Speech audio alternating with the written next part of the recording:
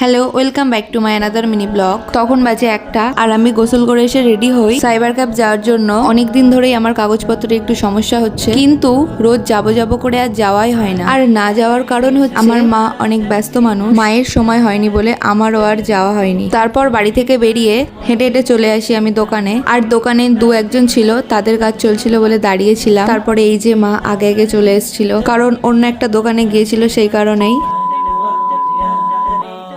তারপরে 2 ঘন্টা মতো পরে কাজবাজগুলো মেটাই, তারপর আবার হাঁটতে হাঁটতে যাই বাড়ির দিকে। আর তখন খুব রোদ ছিল। তারপর হেঁটে হেঁটে চলে আসি বাড়ি। তারপর বাড়ি এসে খাওয়া দাওয়া করে আবার বের হই মা বাবুজির সাথে পঞ্চায়েত যাওয়ার জন্য। আর আমি কিন্তু বেকারি যাচ্ছিলাম, আমার কোনো দরকার ছিল না, মাদের সাথে এমনি যাচ্ছিলাম। তারপরে আমরা চলে আসি পঞ্চায়েতে। তারপরে মায়ের কাজটা মিটিয়ে চলে আসি বাড়ি। আর বাড়ি এসে বসে পড়ি পড়াতে। তো এভরিওয়ান, আজকের ভিডিওটা এখানেই রাখছি। হেব্বি কষ্ট হচ্ছে সারাদিন ঘুরে ঘুরে।